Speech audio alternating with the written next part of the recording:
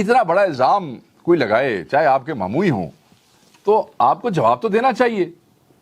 مگر اکانومسٹ کی رپورٹ کے اوپر آپ کا وزیر آپ کے وزراء ہر 5 منٹ کے بعد، حالانکہ آپ کا لینا دینا ہی اس سے کچھ نہیں ہے، وہ صرف ایک گھریلو خاتون کو بدنام کرنے کی سازش ہے نا، آپ کا لینا دینا اس سے کیا ہے؟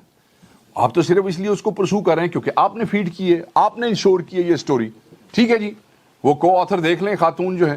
اچھا، دوسری طرف جب آپ کی ذات اور آپ کی حکومت کو بے نقاب کیا جاتا ہے، ایکسپوز کیا جاتا ہے ایک انٹرنیشنل مانیٹری ادارے کی طرف سے، مجھے بتائیں کہ اس کے جواب میں کوئی پریس کانفرنس ہوئی؟ اس وقت جو موجودہ فسطائی جعلی حکومت کے جو قائد ہیں ان کے، آپ وہ دیکھ لیں، جب وہ اسی جیل میں تھے تو ان کا طرز زندگی اندر کیا تھا، ان سے لوگ کس طرح ملتے تھے، کتنے لوگ ڈیلی ملتے تھے، جتنا عرصہ وہ اندر ہے کتنی ملاقاتیں ہوئی، زمین آسمان کا فرق ہے. ابھی ہمارا دوسرا بھائی ایک نوجوان ینگ چیف منسٹر، یہ 7ویں دفعہ جا رہا ہے، نیولی الیکٹڈ چیف منسٹر.